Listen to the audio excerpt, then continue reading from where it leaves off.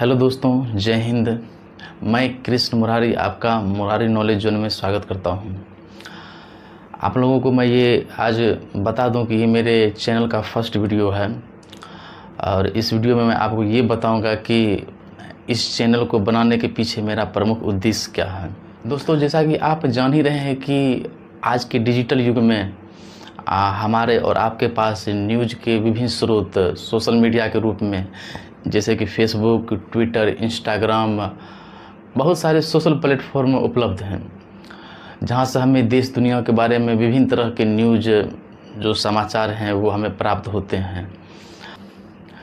वैसे भी मीडिया जगत को या पत्रकारिता जगत को देश के लोकतंत्र का चौथा स्तंभ बोला जाता है।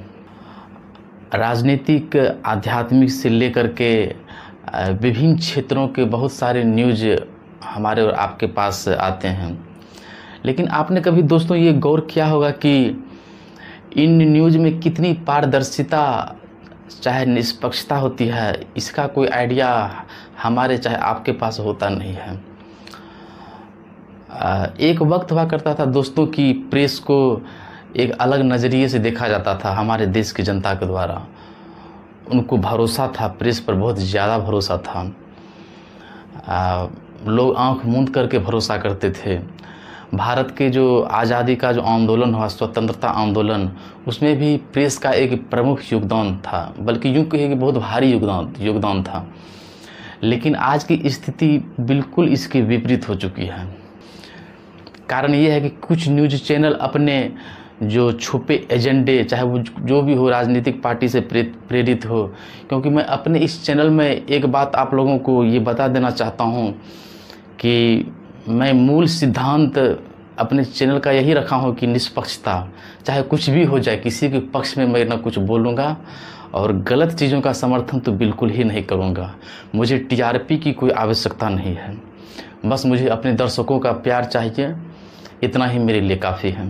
तो कुछ न्यूज़ चैनल अपने छुपे एजेंडे के तहत आप लोगों के सामने कुछ न्यूज़ को परिवर्तित करके रखते हैं अपने तरीके के अनुसार, जिसके कारण जनता का जो एक जनमानस है, बहुत बड़ा जनमानस, उसके दिलो दिमाग पर सरकार अथवा प्रशासन की एक नकारात्मक छवि बन जाती है, या यूँ कहें कि बनाई जाती है, जिसके कारण देश में बिना किसी मतलब के दंगा, विरोध प्रदर्शन की जो ये स्थिति है उत्पन्न हो जाती है। अभी आपने हाल फिलहाल में देखा होगा JNU में आंदोलन जो हुआ सरकार के खिलाफ। चलिए, मैं मानता हूँ कि सरकार के खिलाफ आंदोलन करने का अधिकार सबको है, लेकिन ये आंदोलन की भी एक सीमाएं होती है। आपने देखा होगा कि उस आंदोलन की आड़ में किस तरह से देश विरोधी और भड़काऊ नारे लगाए गए थे, जो कि किसी भी जिम्मेदार नागरिक के खून खोलने के लिए काफ़ी होगा। आप तस्वीरों में भी देख सकते हैं कि ये JNU कैंपस को किस तरह से एक तरह से बंधक ही बना लिया गया था। इन सभी आंदोलनों के पीछे किसकी मंशा छुपी हुई थी, ये आज हम सभी लोगों के सामने उजागर हो चुका है, सर्वविदित है। ये सुरक्षा एजेंसियां के जो जांच में जो तथ्य सामने आए वो बहुत भयानक थे, वो बल्कि किसी भी भारतीय नागरिक के लिए दिल दहलाने के लिए काफ़ी थे।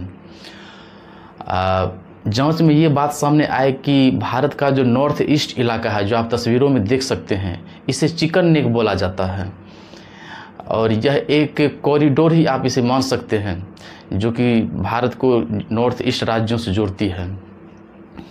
यह एक ऐसा मार्ग है जो कि भारत के बाकी हिस्सों से नॉर्थ ईस्ट राज्य को जोड़ती है और यह उन राज्यों के लिए किसी लाइफ लाइन से कम नहीं है। इसका कटना भारत की संप्रभुता के लिए बहुत बड़ा खतरा साबित हो सकता है। हालांकि ये बात और है कि जब तक भारतीय सेना के एक भी जांबाज सपूत जिंदा हैं, तब तक दुश्मनों के लिए सिर्फ ये ख्वाहिश ही बन के रहेगी।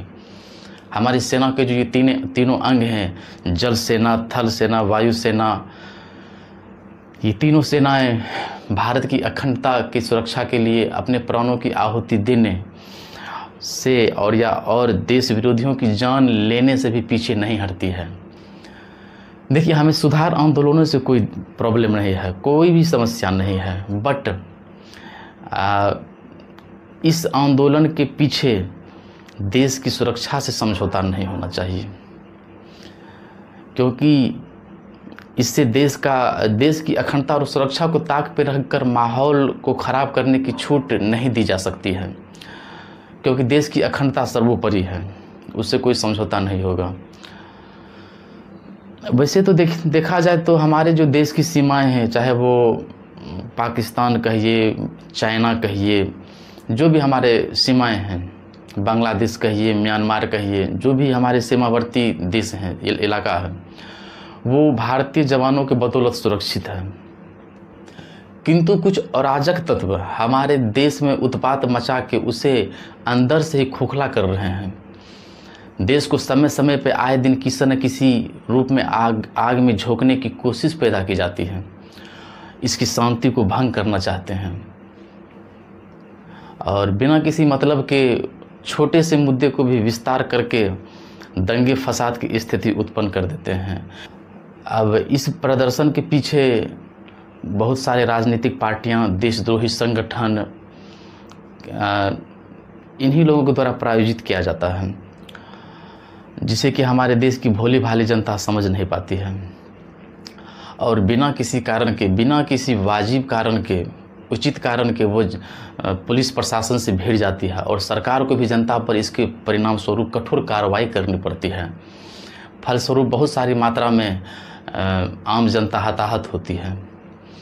ऐसे में हम लोगों का भी कुछ एक जिम्मेदार नागरिक के नाते कुछ कर्तव्य बन जाता है, हमारा चाहे आपका, सबका, कि हम देश सेवा के रूप में कुछ न कुछ अपना योगदान दें, चाहे वो किसी भी रूप में क्यों न हो।